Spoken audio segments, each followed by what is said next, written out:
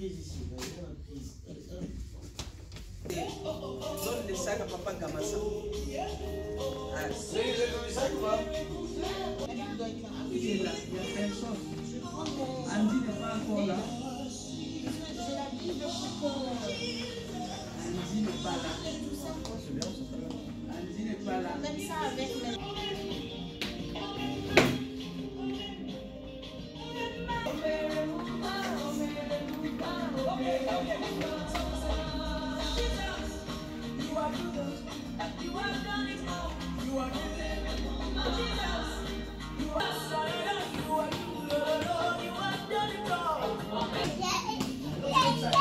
Il dort avec vous ou son père vient le chercher tout le temps? Il dort avec vous? Mercredi, j'ai dit, comme j'ai travaillé, son père est venu dormir à la maison. Et là, aujourd'hui, comme il travaille, il va payer.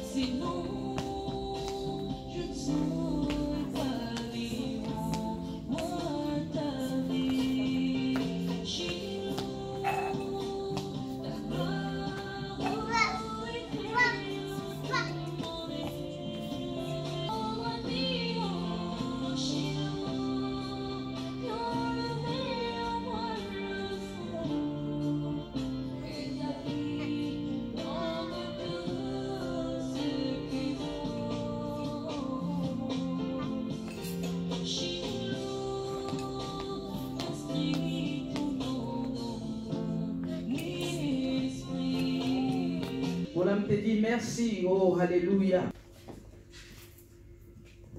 Les thèmes de notre jeûne et prière étaient je veux mon miracle. Alléluia, je veux mon miracle. Et vraiment, pour toi qui es venu, pour toi qui as respecté, pour toi qui as honoré ces 3 jours de jeûne et prière, j'ai prié le Seigneur que tu puisses vraiment vivre un miracle dans ta vie. Pour toi qui es venu ce soir, que tu puisses vivre un miracle dans ta vie, dans le nom de Jésus. Donc, le thème, je veux mon miracle, et nous avons vu dans 2 Corinthiens chapitre 10, versets 4 à 5. J'ai lu la parole au nom de Jésus. On va lire un deuxième texte en parallèle avec 2 Corinthiens 10. Nous allons prendre 1 Chronique chapitre 4, versets 9 à 10. Merci Seigneur, tu peux prendre des places. Donc j'ai pris ces 2 passages. Le premier passage, c'est notre passage, c'est le passage de notre jeûne, où l'apôtre Paul dit, les armes avec lesquelles nous combattons ne sont pas charnelles, mais elles sont puissantes par la vertu de Dieu pour renverser les forteresses. Nous renversons les raisonnements et toute hauteur qui s'élève contre la connaissance de Dieu et nous amenons toutes les pensées captives à l'obéissance de Christ. Amen. Il faut savoir que les dimanches, j'ai un peu touché, mais je ne suis pas rentré vraiment dans les détails quand on parle de renverser les forteresses, renverser les hauteurs, les raisonnements. C'est-à-dire, tout se passe au niveau de la pensée. Et je disais que c'est une sorte de prison. Il y a plusieurs sortes de prisons. Hein? C'est-à-dire, tu peux être prisonnier par rapport à une parole qu'on a déclarée sur toi. Tu peux être prisonnier toi-même aussi par tes pensées. Alléluia. Les raisonnements, en fait, les raisonnements sont les conclusions de la logique, de la raison humaine. C'est-à-dire, à un certain moment, lorsqu'on regarde à la logique, hein, je prends par exemple l'exemple, on dit, comment c'est plus facile à une femme d'enfanter, on va dire à partir de 20 jusqu'à 30, que la femme est plus féconde. Mais après, à partir de 35 ans, ça devient compliqué. 40 ans encore, c'est autre chose. Et ça, c'est une conclusion de la logique. Alors, tu peux te faire prisonnier par rapport à ces pensées-là. Dans la logique, tu te dis déjà, non, j'ai 40 ans, donc ça c'est compliqué pour moi pour enfanter. C'est une sorte de prison, vous comprenez? C'est une sorte de prison. Et ça peut aussi être comme par rapport aux études. Vous savez, je suis en train de faire ma mémoire pour devenir monitrice éducatrice. C'est-à-dire, à un certain moment, j'avais validé depuis, mais à un certain moment, j'ai eu le découragement, la flemme. J'ai dit, oh non, c'est bon. Mais à mon âge, je ne suis pas découragé. J'ai dit, je vais obtenir ce diplôme-là. Alléluia. Je vais obtenir ce diplôme. C'est-à-dire, lorsqu'on est prisonnier dans sa pensée, c'est compliqué. Donc, tu ne peux pas franchir les pas parce que toi-même, tu es déjà dans une prison. Voilà pourquoi l'apôtre Paul compare tous ces auteurs, donc il compare les auteurs à une tour, à une forteresse.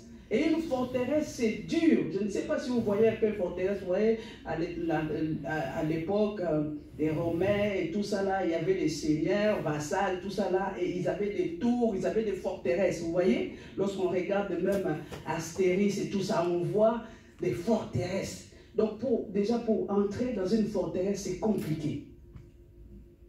Jéricho était barricadé. C'est-à-dire qu'il y avait une loi dans Jéricho, pas d'entrée, pas de sortie. Alléluia. C'est-à-dire tout s'est passé à l'intérieur dans cette forteresse. Et il y a des vies comme ça. Il y a des familles comme ça. Il y a des lois dans chaque famille. Il n'y a pas d'entrée, pas de sortie. Il n'y a pas de mariage. Il n'y a pas de diplôme. Il n'y a pas... Donc dans chaque famille, il y a des lois. Alléluia. Alléluia. Est-ce que vous comprenez ce que je suis en train de dire? Dans chaque famille, il y a des lois. C'est comme Jéricho. C'est-à-dire, si tu t'en sors, ce n'est que la grâce de Dieu. Si tu t'en sors, ce n'est que par la grâce de Dieu. Mais chaque famille, c'est comme Jéricho. Et donc, il faut savoir une chose. L'expression, lorsqu'on dit penser, c'est quelque chose qu'on a arrêté dans son esprit. C'est quelque chose qu'on a arrêté dans son esprit. Alléluia. Et lorsqu'on connaît, on s'approche de Jésus-Christ, c'est là que toutes ces pensées-là se brisent. Parce que la Bible dit, vous connaîtrez la vérité et la vérité vous rendra libre. C'est-à-dire que tu ne vas plus dépendre de tes pensées-là.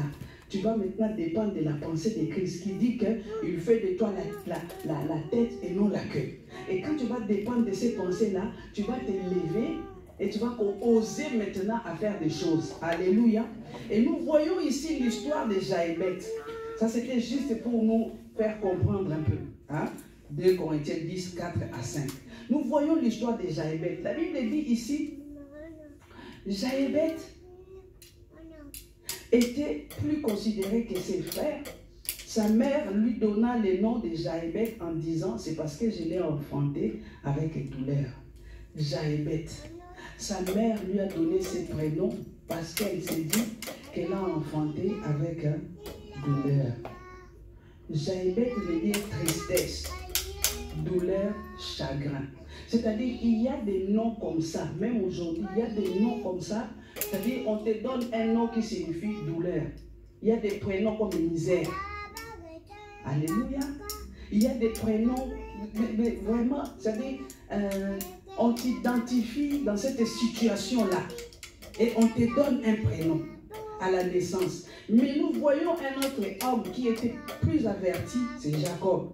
Jacob, lorsque Rachel accoucha de Benjamin, Rachel, sur le point de mourir, elle a donné le nom Ben-Oni à Benjamin. Mais Jacob est venu contrecarrer, il a dit non, il va s'appeler Benjamin. Alléluia. Donc Ben-Oni, c'était comme l'enfant de ma douleur. Alléluia. Il y a des prénoms comme ça. Il y a des prénoms que le Seigneur nous aide seulement. Et ici, Jaébet, lui-même, à un certain moment, c'est-à-dire les noms qu'il portait pesaient sur lui. Et ça lui rappelait au fait toute la douleur et tout. Et lui-même, c'est comme si c'était une sorte de prison pour Jaébet. Vous voyez ce que je suis en train de dire? C'était une sorte de prison. Et à un certain moment, Jaébet, je suis sûr, Jaébet avait aussi entendu parler de... Parce que c'est un juif israélite. Ses parents, comme je dis souvent ici, les Juifs, la religion, c'est dans la maison, ça commence dans la maison. Ils apprennent la Torah à leurs enfants dans la maison. Alléluia. Jochebed écoutait certainement, et il savait qu'ils ont un Dieu qui est grand. Peut-être qu'il a entendu tous les miracles, les prodiges que les dieux d'Israël avaient faits. Et ces jours-là, lui-même, Jochebed a pris la décision. Alléluia. Et nous allons lire Jérémie chapitre 32, verset 17. Tu vois des genres de prières. C'est-à-dire, ici, le prophète Jérémie dit, tu as fait les cieux et la terre. Rien ne tourna de ta part. C'est-à-dire, rien n'était impossible. Tu peux tout. Tu peux tout, Seigneur. Moi, j'ai confiance en toi. Tu peux tout. Et Jochebed, n'est-ce pas, s'est rébellé. N'est-ce pas, la Bible dit dans Jérémie 33, 3. Bien aimé, il y a des situations, des fois, dans ta vie, toi-même, tu dois t'élever. Toi-même, tu dois prendre conscience et t'élever. Alléluia. Toi-même, c'est-à-dire, ta vie ne peut pas continuer comme ça. On est des enfants de Dieu. Jésus-Christ a payé. Maintenant, est-ce que Dieu est menteur? Est-ce que Dieu a menti? Dieu n'a pas menti. Alléluia. Dieu n'a pas menti. Lorsqu'il dit que je suis l'Éternel qui te guérit, il est réellement l'Éternel qui te guérit. Lorsqu'il dit que je suis l'Éternel qui te bénit, il est réellement l'Éternel qui te bénit. Mais pourquoi nous ne le voyons pas? C'est dans la mentalité, c'est la pensée.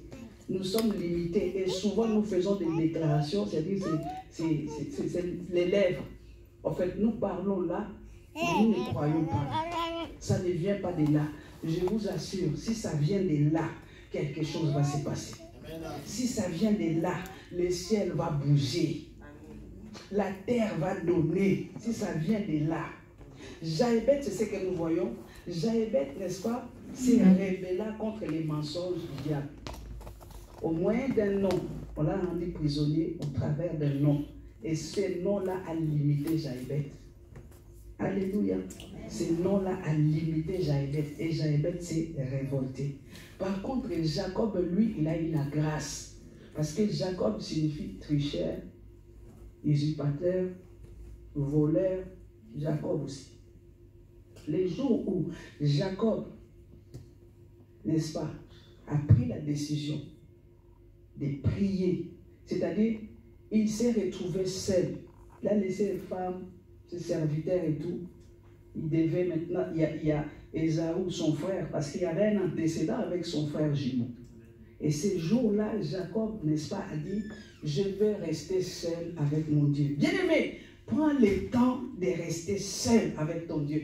Prends le temps de rester seul avec ton Dieu. Alléluia.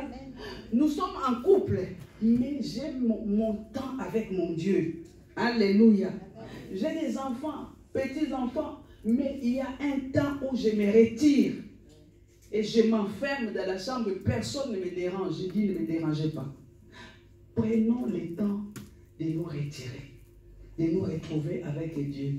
Jacob a pris ce temps-là. Jacob a pris conscience, il a pris ce temps-là. Et lorsqu'il est resté toute la nuit, il a combattu avec Dieu. Alléluia. Il a combattu avec Dieu. Et au petit matin, parce que Dieu voulait partir, Jacob a dit, non, non, je ne te laisserai pas. Il faut que tu me bénisses. Tu ne peux pas partir comme ça. Alléluia. Toute la nuit, Jacob était là.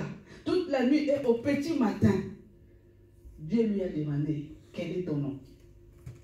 C'est-à-dire, lorsque je médite la parole, je dis, mais est-ce que vraiment Dieu ne savait pas que Jacob s'appelait Jacob? Mais il lui a posé la question, quel est ton nom? Jacob a dit Jacob. Dieu lui a dit, tu ne t'appelleras plus Jacob. Alléluia. Désormais, ton nom, c'est Israël. Alléluia. Parce que le ciel ne te connaît pas sous cette identité-là. Est-ce que tu comprends? Le ciel ne te connaît pas sous l'identité des mendiants. Le ciel ne te connaît pas sous l'identité des chômeurs. Le ciel ne te connaît pas sous l'identité des célibataires, stérilité. Non, le ciel ne te connaît pas ces noms-là. Le ciel te connaît sous le nom des femmes mariées, mères de multitudes. Alléluia.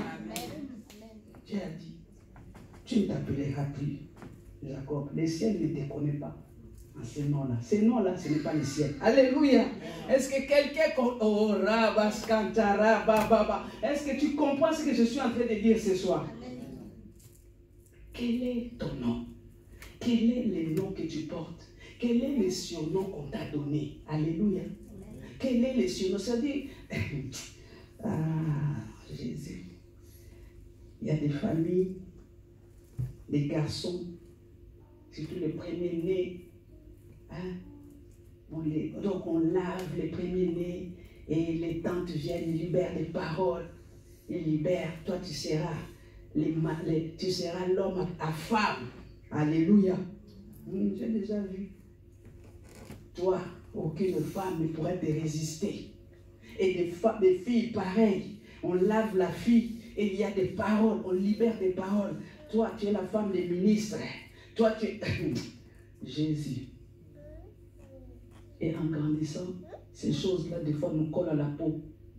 Tu vois l'homme qui est instable, courir des jupons. Il épouse à la maison, jolie, mais il est toujours dehors. Parce qu'il y a des paroles qui ont été libérées. Est-ce que tu comprends ce que je suis en train de dire? Pareil pour les filles. C'est toi qui vas sauver notre famille.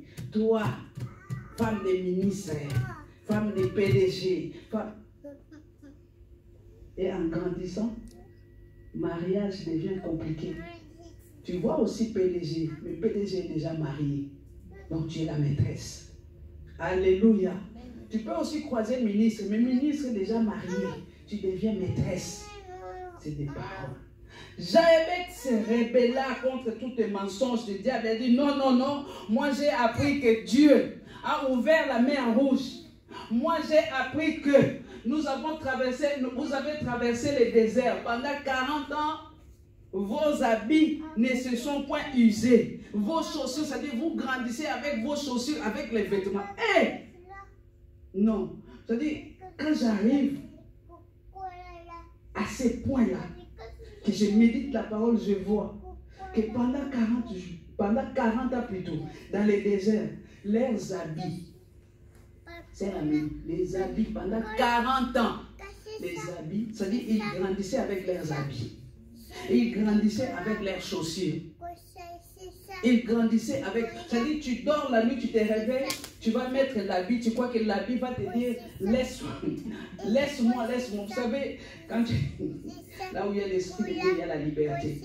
Par exemple, moi, je peux mettre taille 46, 48, et des fois, je vois des tenues, tu vois, taille 46, ça taille un peu grand. Tu dis, bon, je vais essayer. Tu mets la robe comme ça, la robe dit, laisse-moi. Laisse-moi, je ne suis pas pour toi. Laisse-moi, je ne suis pas pour toi. Mais pendant 40 ans, tu dors la nuit, tu te réveilles le matin, tu mets ta robe, ça te va. Alléluia. Tu essaies les chaussures, ce n'est pas, oh non, tu marches comme ça. Non, ça te va. Pendant 40 ans. Non, c'est Dieu là. Alléluia. Dieu est tout puissant. Il est le tout-puissant. Regarde seulement, quand tu prends de tels exemples, là, il faut que les doutes se dissipent en toi. S'il a fait ça, il peut aussi le faire. S'il a fait ça, il peut aussi le faire. Bien aimé, il faut se rebeller contre les puissances des ténèbres. Il faut se rebeller contre tout ce que l'ennemi nous impose. C'est-à-dire, il y a des lois où on nous impose. Je dis souvent aux gens, je dis, vous savez, la sorcellerie. Personne n'aime la sorcellerie. Alléluia.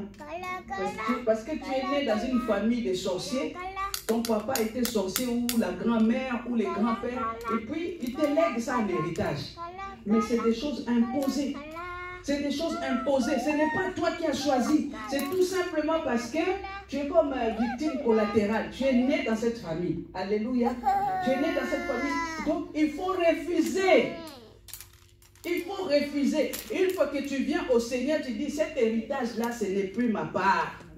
Alléluia. Cet héritage-là n'est plus ma part. Avant de passer à la prière, juste un petit témoignage. Il y a un frère qui a rendu témoignage. Il est parti dans dans une province dans mon pays. Et il a dit, pendant la nuit, en fait, tous ceux qui logeaient dans cet hôtel-là sont sortis dans la sorcellerie. C'est-à-dire, tout le monde est sorti. Papa Roberto, personne. Et lui, il a dit, il est parti avec son équipe, mais comme lui, avant il était dans les sciences occultes et tout, il est parti pour protéger son équipe. Et il a vu que tout le monde est sorti. Et les matins, il a demandé au réceptionniste, il a dit, mais qu'est-ce qui se passe ici dans cette ville? C'est-à-dire, tout le monde est Poumousquin ici. Alléluia. Tout le monde est parlementaire. Tout le monde. Et le monsieur lui a dit, en fait, dans notre région, c'est une sorte de protection. C'est pour se défendre. C'est-à-dire, les parents lèguent ou donnent la sorcellerie à leurs enfants pour se défendre. Aïe! Ça, c'est quelle sorte de protection, ça? Alléluia! Ça existe, hein? Ça existe. Donc, pour se défendre, hein, toi aussi, quand ils vont venir, toi aussi, donc entre vous, les parlementaires, vous voyez. Que Dieu nous en garde. Alléluia. Il n'y a que Dieu qui protège. Il n'y a que Dieu qui garde. Voilà pourquoi la Bible dit, vous connaîtrez la vérité et la vérité vous affranchira. Lorsqu'on commence à s'approcher auprès de Jésus-Christ, lorsqu'on commence à comprendre les fonctionnements, parce que la Bible dit au commencement était la parole et la parole était Jésus. C'est-à-dire, la parole que nous lisons là, c'est Jésus-Christ. Alléluia. Vous connaîtrez Jésus-Christ et Jésus-Christ vous affranchira, parce que lui, il est la parole incarnée. Jésus-Christ est la parole. La Bible dit au commencement était la parole et la parole était avec Dieu. Et la parole était Dieu. Jésus-Christ est le Verbe de Dieu. Alléluia. C'est-à-dire tout a été créé par la parole. Voilà pourquoi aujourd'hui je déplore, nous nous promenons souvent avec nos... On commence à délaisser les Bibles, la Bible en papier. Tout le monde maintenant se promène avec télécharger Bible dans le téléphone. Alléluia. Ce n'est pas mauvais. Amen. C'est bien d'avoir la Bible comme ça. La nuit quand tu pries, ou la nuit ou la journée quand tu pries, laisse-moi te dire qu'il y a une puissance dans la parole de Dieu. Amen. Tu prends la Bible, tu te promènes toute la maison, tu fais des déclarations. Jésus a dit, parce que Jésus lui-même, il est là. Jésus a dit, bon, maintenant prends le téléphone. Dans les téléphones, il y a toutes les bêtises. YouTube, TikTok, Instagram, il y a tout mélangé. Alléluia. Est-ce que vous comprenez ce que je suis en train de dire? C'est bien d'avoir sa Bible. C'est bien de se promener. Lorsqu'on vient en prière, on a sa Bible. On a sa Bible. Alléluia. Vous savez, pour obtenir toutes ces choses-là, pour arriver à ce que Jaébet a fait, la Bible dit, Jaébet se leva. Jaébet invoqua le Dieu d'Israël. Vous voyez? C'est-à-dire, il a entendu parler de Dieu d'Israël. Il a entendu parler qu'en Israël, nous avons un Dieu qui terrorisait les nations tout autour de nous. Lorsque Dieu s'approchait, même les montagnes tremblaient. Oh, non. Quelle grandeur, quelle puissance. Alléluia. Amen. Au son de sa voix, même les montagnes se mettent à trembler, à bouger. Alléluia. Parce que les montagnes là voient leur créateur. La montagne voit, il est en face de son créateur, il ne fait que fléchir. Alléluia. Amen. Montagne tremble. Lorsqu'on parle de montagne, c'est des problèmes. Le fou de Gadara a vu Jésus-Christ, c'est lui qui est parti à courir. C'est une sorte de montagne. Alléluia. C'est une sorte de montagne. C'est-à-dire, il faut discerner les vérités de Dieu dans la Bible. Ce que Dieu dit. Il faut prendre la parole de Dieu et commencer maintenant à manger cette parole-là. Alléluia. Jusqu'à ce que cette parole-là devienne comme un avec toi. Tu fais des déclarations. Non, je ne mourrai pas, je vivrai. Je raconterai les œuvres de l'Éternel. Non, je ne mourrai pas, je vivrai. Je raconterai les œuvres de l'Éternel. Oui, les bonheurs et la grâce marchent avec moi. Les bonheurs et la grâce m'accompagneront tous les jours de ma vie. Oui, la faveur de Dieu est... tous les jours, que ça devient ton mode de vie. Tu vas voir, tu n'auras plus de langage négatif. Alléluia. Même si ça ne va pas, même si tu as mal, tu sais que non, Dieu existe. Parce qu'il a dit qu'il agira, il va agir. Alléluia. Je crois que moi, je ne suis pas stérile. Parce que Dieu, il veut enfanter la stérile 7 fois. Il veut enfanter la stérile 7 fois. Moi, je ne suis pas stérile. Moi, je vais enfanter. Moi, je vais réussir. C'est comme ça, bien-aimé. Apprenons à proclamer, à déclarer la parole de Dieu. Et nous verrons la gloire de Dieu parce que lui-même, il est dans la parole. Amen. Hein? Amen. Nous allons nous lever. Aujourd'hui, c'est vendredi et nous allons prier. Je veux voir mon miracle. C'est ça le thème. Je dépends de Jésus-Christ. Moi, je ne suis plus limité. Ma vie n'est pas... Oh, fais-le avec tes propres mots. Moi, je vais réussir. Moi, je ne suis pas stérile. Ah, le diable m'a trompé. Le diable m'a dit que j'étais stérile, que je vais rester célibataire à vie. Mais moi, je ne suis pas célibataire à vie.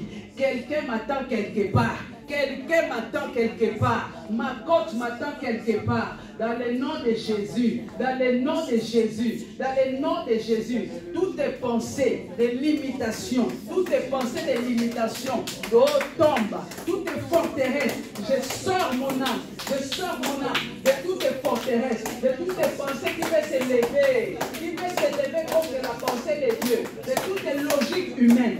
Je refuse toutes les formes de logique humaine. Oui, c'est la logique.